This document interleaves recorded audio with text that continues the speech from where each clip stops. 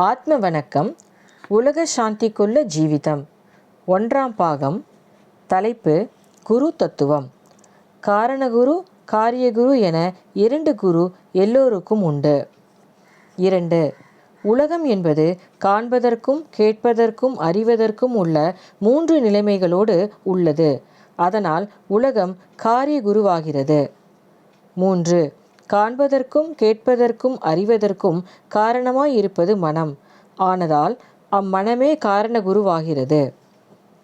4. மனமாயிருக்கின்ற குருவே பந்தத்திற்கும் மோட்சத்திற்கும் காரணமாகிறது. 5. மனமாயிருக்கின்ற குருவின் ஸ்தானம் இருதயத்தில் ஆகும். மனதினுடைய உற்பத்தி ஜீவனிலிருந்தாகும். உப்பானது தண்ணீரிலிருந்து உண்டாகி பின் அதிலேயே லயப்படுவது போல் மனமானது ஜீவனிலிருந்து உண்டாகி பின் ஜீவனிலேயே லயப்பட்டு ஜீவன் மட்டுமாகிறது. அதனால்தான் தூங்கும்போது நம்மால் காணவோ கேட்கவோ அறியவோ முடிவதில்லை. 6. மனதினுடைய ஸ்தானம் இருதயத்தில் ஆகும். அந்த இருதயம் பிரகாச வஸ்துவாகும். 7. மனமாகிய குருவினுடைய ஸ்தானமான இருதயம் ஆகாயத்தில் ஆகும். 8. ஆகாயத்தின் ஸ்தானம் சிரசிலாகும். 9. சிரசின் மத்தியில் இருதயம் இருக்கிறது. 10. புத்தியினால் சிந்தனை செய்வதும் மனமேயாகும்.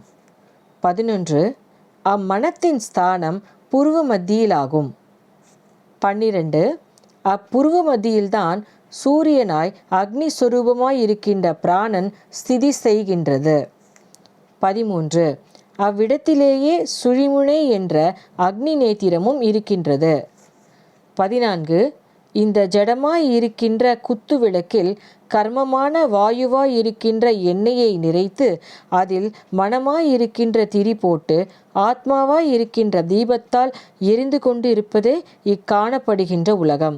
அதாவது குத்து விளக்கின் மேல் தட்டிலிருந்து திரி எரிந்து சுடர் எவ்விதம் பிரகாசிக்கிறதோ அவ்விதமே இந்த ஜடமாக இருக்கின்ற விளக்கின் மேல் தட்டிலிருந்து மனத்தின் வழியாக பஞ்சேந்திரியங்களான மெய், வாய், கண், மூக்கு, செவி என்னும் 5 திரிகளாக எரிந்து கொண்டிருக்கின்ற சுடர்தான் காணப்படுகின்ற உலகம். ஆத்ம வணக்கம்.